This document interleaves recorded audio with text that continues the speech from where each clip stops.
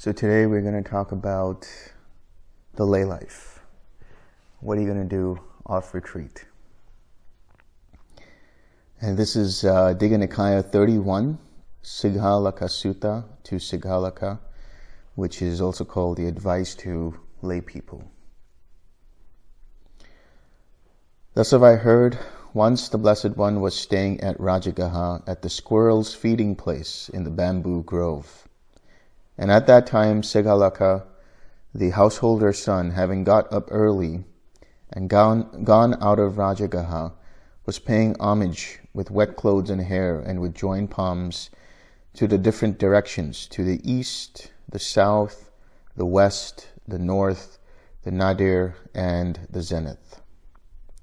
And then the Blessed One, having risen early and dressed, took his bowl and robe and went to Rajagaha for alms. And seeing Sigalaka paying homage to the different directions, he said, "Householder's son, why have you got up early to pay homage to the different directions?" "Lord, my father, when he was dying, told me to do so. And so, out of respect for my father's words, which I revere, honor, and hold sacred, I have got up thus early to pay homage in this way to the 6 directions. But, householder's son, that is not the right way to pay homage to the 6 directions, according to the Aryan discipline." When he says Aryan, he's talking about noble. So here, Arya means noble in Sanskrit or in Pali. "Well, Lord, how would one pay homage to the 6 directions according to the Aryan discipline? It would be good if the Blessed One were to teach me the proper way to pay homage to the 6 directions according to the Aryan discipline." "Then listen carefully, pay attention, and I will speak." "Yes, Venerable Sir," said Sigalaka. "Young householder, it is by abandoning the 4 defilements of action, by not doing evil from the 4 causes, by not following the 6 ways of wasting one's substance, through avoiding these 14 evil ways, that the noble disciple covers the 6 directions, and by such practice becomes a conqueror of both worlds, so that all will go well with him in this world and the next. And at the breaking up of the body after death, he will go to a good destination, a heavenly realm." So, what are the 4 defilements of action that are abandoned? What are the 4 defilements of action that are abandoned? Taking life is one. Taking what is not given is one. Sexual misconduct is one. Lying speech is one. These are the 4 defilements of action that he abandons. Sound familiar? The precepts. And the Tathagata, having spoken, added, "Taking life and stealing, lying, adultery, the wise reprove." What are the 4 causes of evil from which he refrains? Evil action springs from attachment, from ill will, from folly, and from fear. If the noble disciple does not act out of attachment, ill will, folly, or fear, he will not do evil from any of these 4 causes. Thus the Blessed One spoke, and the Tathagata, having spoken, added, "Desire and hatred, fear and folly. He who breaks the law through these loses all his fair repute, like the moon at waning time. Desire and hatred, fear and folly. He who never yields to these grows in goodness and repute, like the moon at waxing time." So desire and hatred, this is craving and aversion. Fear and folly, this is delusion. This is also doubt. This is also ignorance. This is also lack of mindfulness.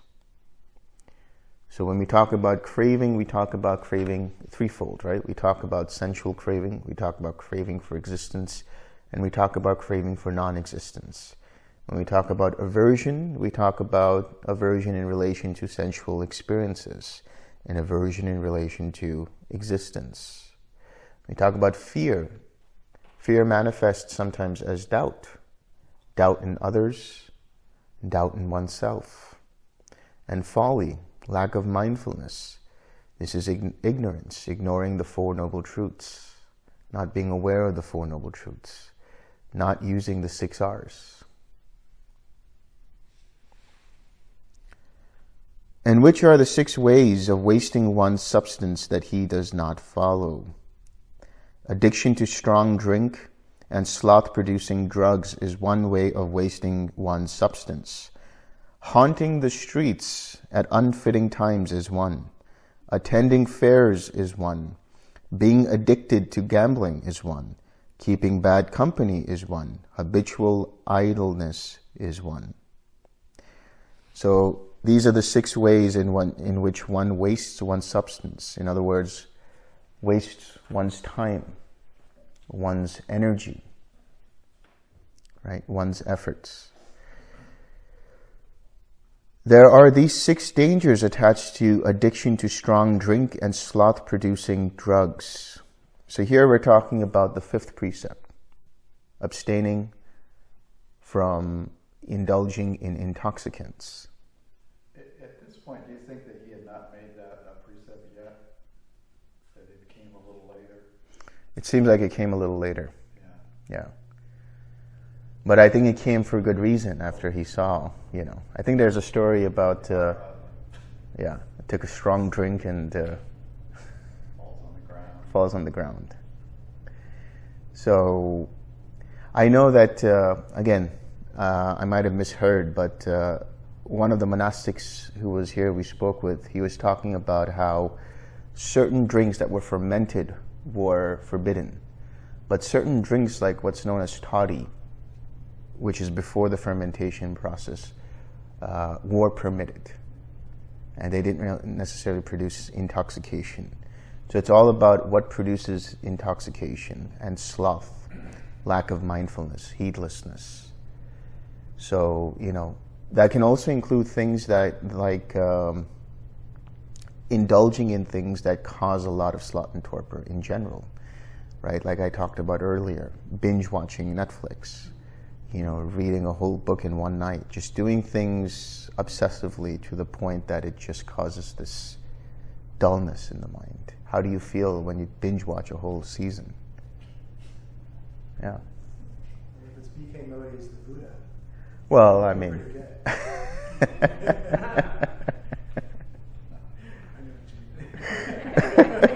But that's 52 episodes.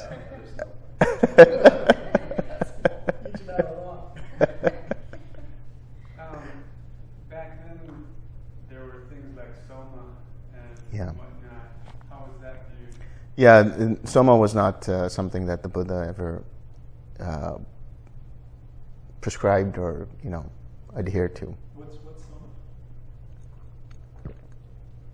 In the Vedas, there is this concoction that the rishis used to create. The rishis were these sages.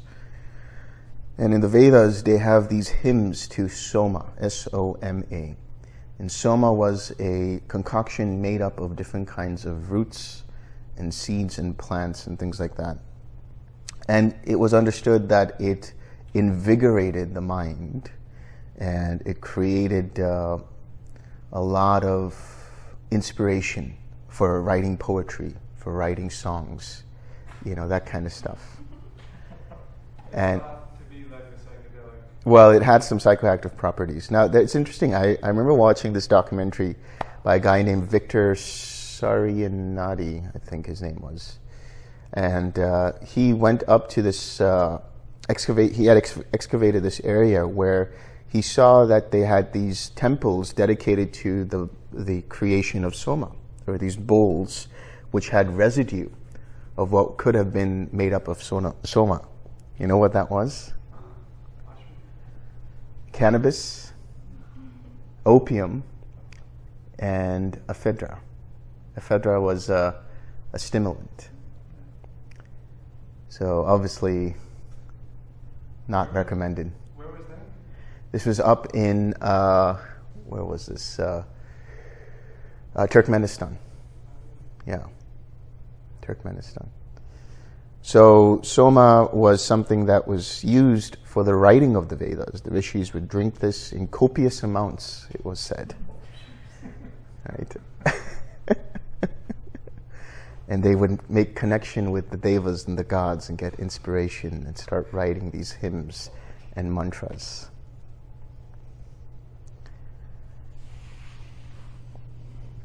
Anyway. So, there are these 6 dangers attached to addiction to strong drink and sloth-producing drugs. Present waste of money, increased quarreling, liability to sickness, loss of good name, indecent exposure of one's person, and weakening of the intellect. There are these 6 dangers attached to haunting the streets at unfitting times. One is defenseless and without protection. So are one's family, and so is one's property. One is suspected of crimes, and false reports are pinned on one, and one encounters all sorts of unpleasantness. There are these 6 dangers attached to frequenting fairs. One is always thinking, where is their dancing? Where is their singing? Where are they playing music? Where are they reciting? Where is their hand clapping? Where are the drums? There are these 6 dangers attached to gambling. The winner makes enemies.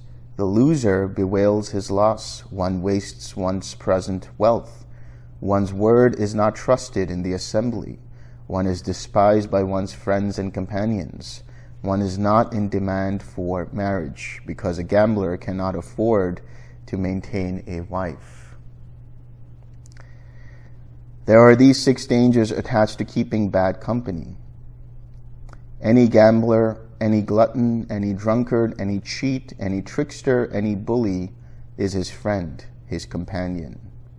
There are these 6 dangers attached to idleness. Thinking it's too cold, one does not work. Thinking it's too hot, one does not work. Thinking it's too early, one does not work.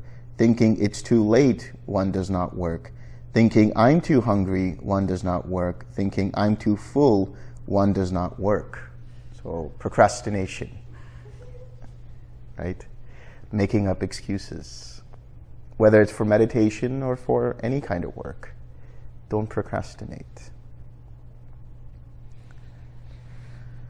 And the Tathagat, having spoken, added, some are drinking mates and some profess their friendship to your face.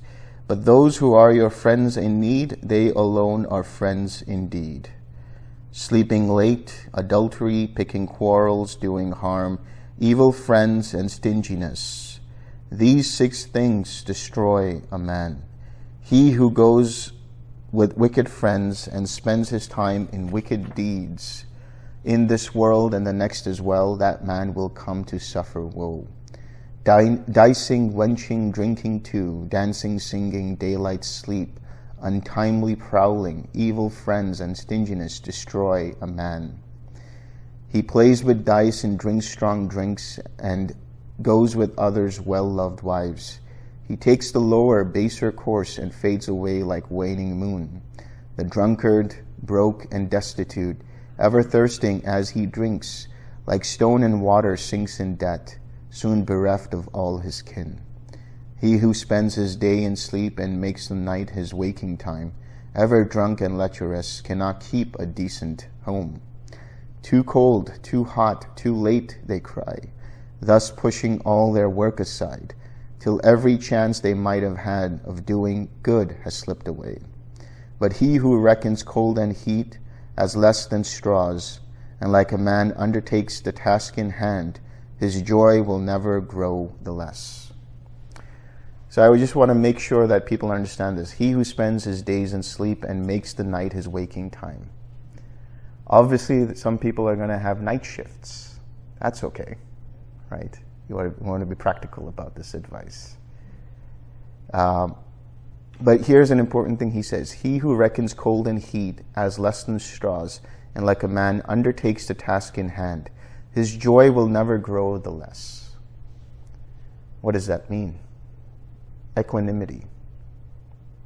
Not being bothered about one thing or the other. Heat or cold, pain or pleasure, blame or praise, right? All of these different things. Gains or loss. Being totally equanimous. When you have a mind that is filled with equanimity, your mind remains detached. A mind that remains detached and dispassionate can still function in daily life, but because it's not caught up in the fruit of the practice, in the fruit of the actions, it's not caught up in, it's not motivated by the end result.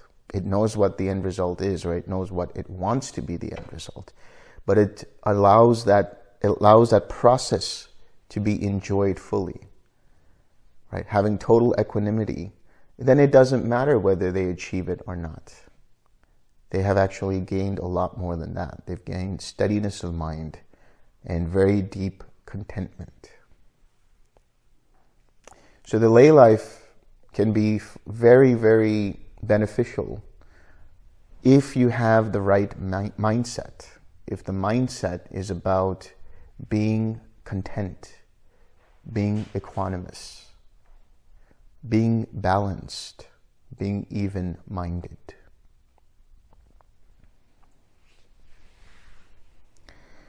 Householder son, there are these four types who can be seen as foes in friendly guise.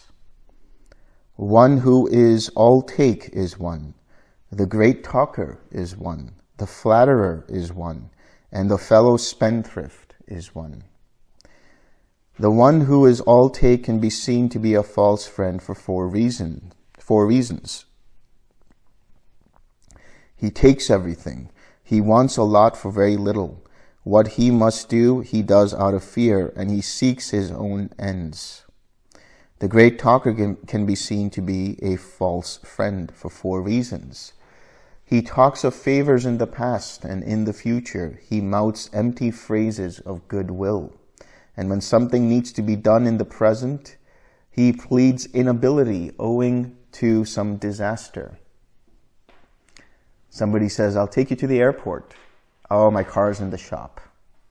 You know, they promise to help you out and then suddenly something happens. There's always excuses. The flatterer can be seen to be a false friend for four reasons. He assents to bad actions. He dissents from good actions. He praises you to your face and he disparages you behind your back. The fellow spendthrift can be seen to be a false friend for four reasons. He is a companion when you indulge in strong drink, when you haunt the streets at unfitting times, when you frequent fairs, and when you indulge in gambling. Thus the Blessed One spoke, and the Tathagata, having spoken, added, the friend who seeks what he can get, the friend who talks but empty words, the friend who merely flatters you, the friend who is a fellow wastrel. These four are really foes, not friends. The wise man, recognizing this, should hold himself aloof from them, as from some path of panic fear. Householder son, there are these four types who can be seen to be loyal friends. The friend who is a helper is one. The friend who is the same in happy and unhappy times is one.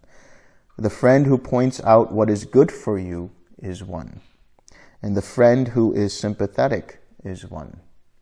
This is your Kalyana Mitta, your spiritual friend, somebody who looks out for you, somebody who seeks your benefit. The helpful friend can be seen to be loyal in four ways. He looks after you when you are inattentive. He looks after your possessions when you are inattentive. Inattentive here means when you're drunk. He is a refuge when you are afraid, and when some business is to be done, he lets you have twice what you ask for. That's a very rare friend. The friend who is the same in happy and unhappy times can be seen to be a loyal friend in 4 ways. He tells you his secrets. He guards your secrets. He does not let you down in misfortune. He would even sacrifice his life for you. The friend who points out what is good for you can be seen to be a loyal friend in 4 ways. He keeps you from wrongdoing. He supports you in doing good. He informs you of what you did not know, and he points out the path to heaven. The path to heaven, he says, because lay people at that time were not concerned with vimutti. They were not concerned with liberation from samsara. They were concerned with, having heavenly delights, being in the devalokas, the sensual heavens. Actually, Sariputta was reprimanded for this by the Buddha when he went to give a discourse. And that discourse allowed those people to go into a Brahmaloka or a Devaloka, or whatever it might have been. And the Buddha said, you should have led them all the way to Nibbana. You should have shown them the way to Nibbana. But at that time, most lay people were not interested in that. Most lay people were interested in having fun and enjoying themselves. Nothing wrong with that. But there are ways in which one can have fun in a wholesome way, in a way that does not cause harm to oneself or to others. That's the way to understand how to live your life as a layperson. Does what I do harm myself? Does what I do to others harm others? Right? So understand it in that way. Do no harm to yourself and do no harm to others in mind, body, and speech.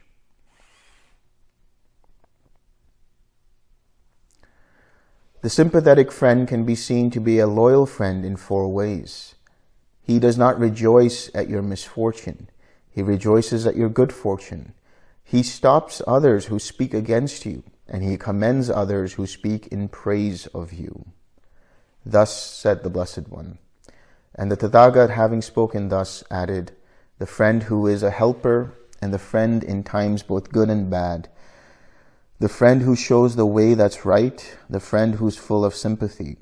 These 4 kinds of friends the wise should know at their true worth, and he should cherish them with care, just like a mother with her dearest child. The wise man, trained and disciplined, shines out like a beacon fire. He gathers wealth just as the bee gathers honey, and it grows like an anthill higher yet. With wealth so gained, the layman can devote it to his people's good. He should divide his wealth in 4. This will bring most advantage. 1 part he may enjoy at will. 2 parts he should put to work. The 4th part he should set aside as reserve in times of need. Now this is very interesting. He says, he gathers wealth just as the bee gathers honey, and it grows like an anthill higher yet. The wise man.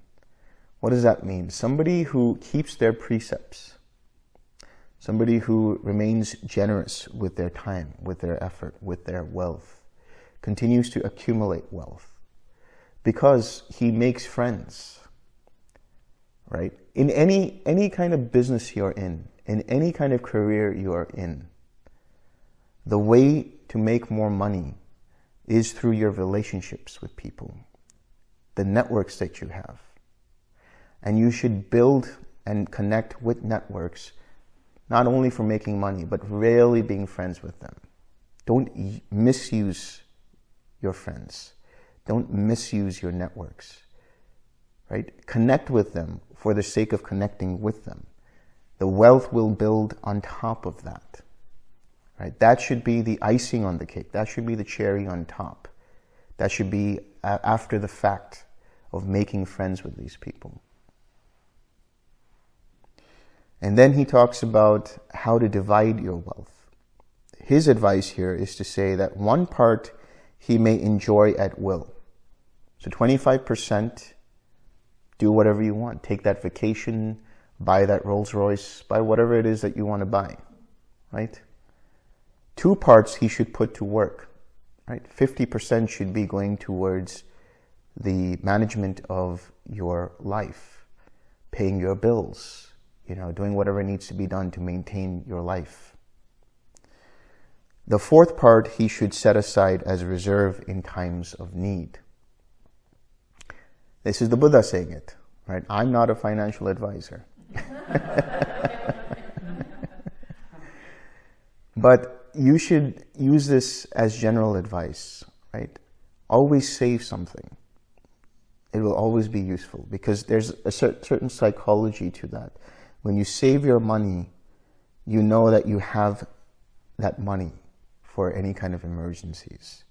So you can take better risks in your business, take better risks in your career, right? And the whole point is to understand that there's this way of spending money. There's a way of making money and there's a way of spending money.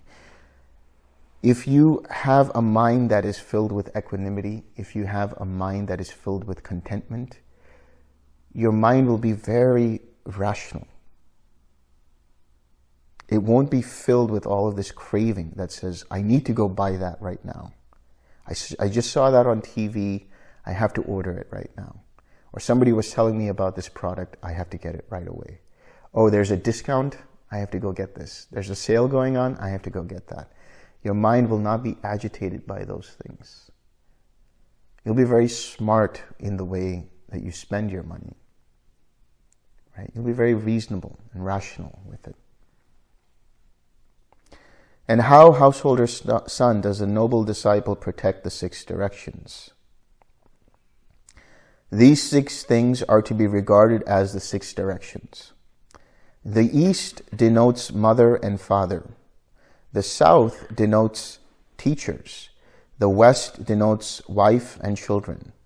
The north denotes friends and companions. The nadir denotes servants, workers, and helpers. The zenith denotes ascetics and Brahmins. There are 5 ways in which one should minister to their mother and father as the eastern direction. They should think, having been supported by them, I will support them.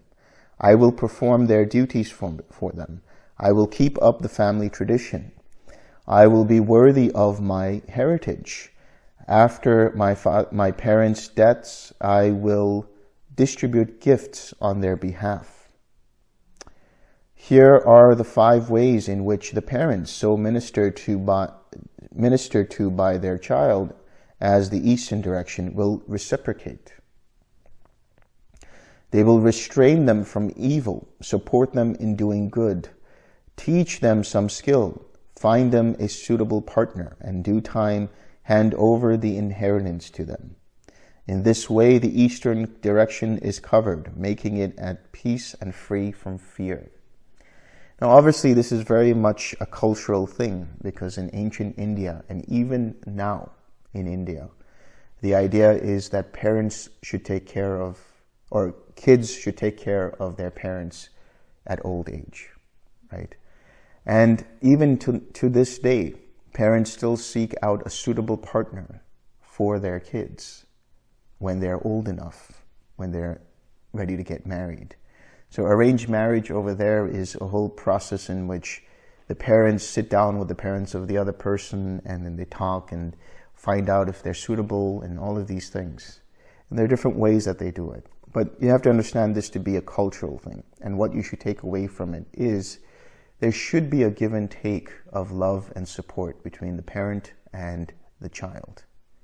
Even if your parent was somebody who was not so ideal, you should still be grateful for them because they brought you into this life. And this life is an opportunity to experience awakening. So for that in itself, you can be grateful to them. You don't necessarily need to give in to their ways if they're abusive and things like that. No. But don't hate them either. If you have any hatred for parents who were abusive or whatever might have happened, then use forgiveness. Because hatred is not worth it. It's just going to consume you, and it's going to inform your decisions in whatever it is that you do. You'll always try to run away from what your parents did. And in doing so, you'll do exactly what your parents did.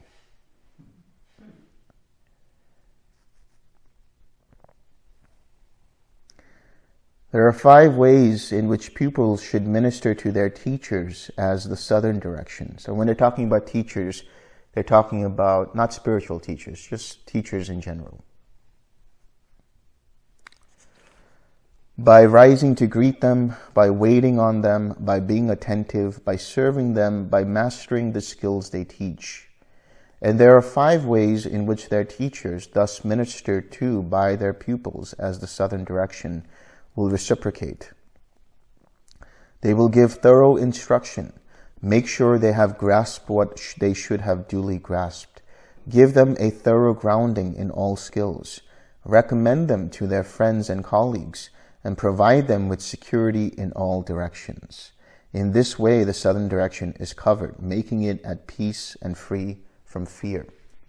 In ancient India, and even now, and in some places, you'll find what are known as gurukulams. Gurukulam is where the word curriculum comes from. And this is where you would have teachers who would take in students and teach them all of the different things that they need to know. But the students would stay at the teacher's gurukulam. The gurukulam was a large place, right? And everybody had their own place to stay, all the students, and it was the teacher's responsibility to make sure that the students were well taken care of, that they were well fed, that they were ministered to, and all of these other things. So even now that happens in some places, in some villages, where all the kids go to this place and the teacher is responsible for them. Could you read that again, the part about how the student will treat the teacher? I missed that part. Yeah. By rising to greet them, by waiting on them, by being attentive, by serving them, by mastering the skills they teach. These are the 5 ways in which their teachers thus minister to by their pupils as the southern direction will reciprocate. So, those are the 5, right? Rising to greet them, waiting on them, being attentive, serving them, and mastering the skills that they teach. Okay, so the next part I'm going to read, remember, it's also a cultural thing. So this can be related to man and woman, man and man, woman and man, woman and woman, or whatever you want to do, right? There are 5 ways in which a husband should minister to his wife as the Western direction. By honoring her, by not disparaging her, by not being unfaithful to her, by giving authority to her, by providing her with adornments. And there are 5 ways in which a wife thus ministered to by her husband as the Western direction will reciprocate. By properly organizing her work, by being kind to the servants, by not being unfaithful, by protecting stores, and by being skillful and diligent in all she has to do. In this way, the Western direction is covered, making it at peace and free from fear. So here it's all about roles, right, in that partnership, in that relationship. Even the wife can play the role of the husband, or the husband can play the role of the wife. There are stay-at-home dads, stay-at-home moms, and so on and so forth. So this was obviously from a cultural context, but this can still be adhered to no matter what the partnership is or what the relationship looks like. There are 5 ways in which a man should minister to his friend and companions as the northern direction. By gifts, by kindly words, by looking after their welfare, by treating them like himself, and by keeping his word. And there are 5 ways in which friends and companions thus ministered to by a man as the northern direction will reciprocate. By looking after him when he is inattentive, by looking after his property when he is inattentive, by being a refuge when he is afraid, by not deserting him when he is in trouble, and by showing concern for his children. In this way, the northern direction is covered, making it at peace and free from fear. There are 5 ways in which a master should minister to his servants and work people as the nadir. I think we can update this to mean, business people, business owners and their employees, employers and their employees. By arranging their work according to their strength, by supplying them with food and wages, by looking after them when they are ill. Well, I don't know about that nowadays. But healthcare. By sharing special delicacies with them. I don't know about that either, but maybe bonuses. Silicon Valley. Yeah. And by letting them off work at the right time. And there are 5 ways in which servants and work people, thus ministered to by their master as the nadir, will reciprocate. Well, again, take this with a grain of salt. They will get up before him, go to bed after him, take only what they are given, do their work properly, and be bearers of his praise and good repute. In this way, the nadir is covered, making it at peace and free from fear. There are 5 ways in which a man should minister to ascetics and Brahmins as the zenith. Now, when they talk about ascetics and Brahmins, they talk about Shramanas. Shramanas were basically the wanderers. So that included the monastics of the Dhamma, right? The Buddhas, bhikkhus, and bhikkhunis. But also other wanderers, other ascetics, other Brahmins, and things like that. And so this is how he should minister to them. By kindness in bodily deed, speech, and thought, by keeping open house for them, by supplying their needs. And the ascetics and Brahmins, thus ministered to by him as the zenith, will reciprocate in 6 ways. They will restrain him from evil, encourage him to do good, be benevolently compassionate towards him, teach him what he has not heard, clarify what he has heard, and point out to him the way to heaven. Again, the lay people were always, more about heaven. In this way, the zenith is covered, making it at peace and free from fear. Thus the Blessed One spoke, and the Tathagat, having spoken, added, Mother, father are the east, teachers are the southward point, wife and children are the west, friends and colleagues are the north. Servants and workers are below, ascetics, Brahmins are above. These directions all should be honored by a clansman true. He who is wise and disciplined, kindly and intelligent, humble, free from pride, such a one may honor gain, early rising, scorning sloth, unshaken by adversity, of faultless conduct, ready wit, such a one may honor gain, making friends and keeping them, welcoming no stingy host, a guide, philosopher, and friend, such a one may honor gain, giving gifts and kindly speech, a life well spent for others' good, even-handed in all things. Impartial as each case demands, these things make the world go round, like the chariot's axle pin. If such things did not exist, no mother from her son would get any honor and respect, nor father either as their due. But since these qualities are held by the wise in high esteem, they are given prominence and are rightly praised by all.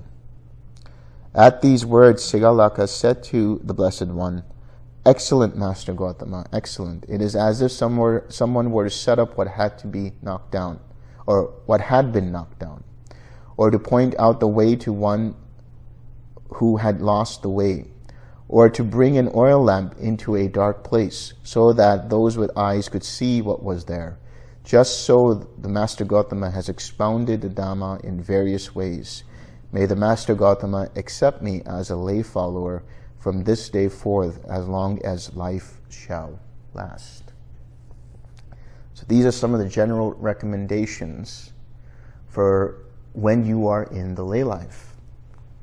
You will find if you follow these directions, your life will actually run pretty smoothly, even when it's met with challenges, because your mind remains open, compassionate, forgiving, equanimous, content. Now, when you are out there in the lay life, you can still continue to meditate. You can still continue to keep your practice. I recommend a minimum of 1 hour a day. And if it's possible, 2 hours.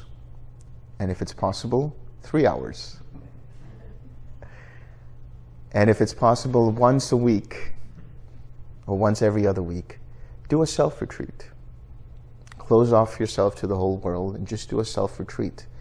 You'll find that this meditation practice, the more you do it, the more it has a cumulative effect, right? And the more it becomes easy, it becomes much easier for you to just get into the practice. You're able to just fall into equanimity, fall into loving kindness, and just do the practice. So commit to doing it every day. And commit to keeping the precepts. That's essential. That's vital. That's non-negotiable. Because it's going to purify your mind. And the more purified your mind is, the more settled your mind is. The more settled your mind is, the better decisions you'll make, the better choices you'll make, the more wholesome choices you'll make. And the Bhante used to always talk about taking care of the Dhamma, and the Dhamma will take care of you. Taking care of the Dhamma just means that, keeping your precepts, committing to the practice, maintaining your mindfulness, sending loving kindness to all beings, being compassionate and forgiving to all, being equanimous in situations that keep the mind agitated, celebrating in other people's joys. This is empathetic joy. Right? So what you have now are a set of tools that you can use in every moment, starting with the 6 R's. Noticing when there's craving, when there's aversion, when there's sloth and torpor, when there's doubt, when there's restlessness, and letting go of those and coming back to a more collected mind. Noticing when there's ill will, using the 6 R's and bringing up loving kindness. Noticing when there is a desire to lash out at someone. Recognizing that, using the 6 R's and bringing up compassion and forgiveness. Noticing when the mind becomes envious and jealous and letting go of that and bringing up empathetic joy. Noticing when the mind becomes restless and agitated, letting go of that and bringing up equanimity. The power of loving kindness you can start to see, you can start to manifest in your lives. Right? There are so many stories of people who've done this, who've sent loving kindness to where there were arguments and people suddenly felt it and started to become calmer. Notice how your mind is now when you get to the airport. Do you smile, right, at the attendant? Do you smile at everyone that's there? Do you smile at the pilot or whoever it is? Do you keep that smile going? Do you keep that loving and kind nature going? You keep that empathetic joy going, and so on. So there's no such thing as on retreat and off retreat. You can choose to be always on retreat in your mind. I will stop now.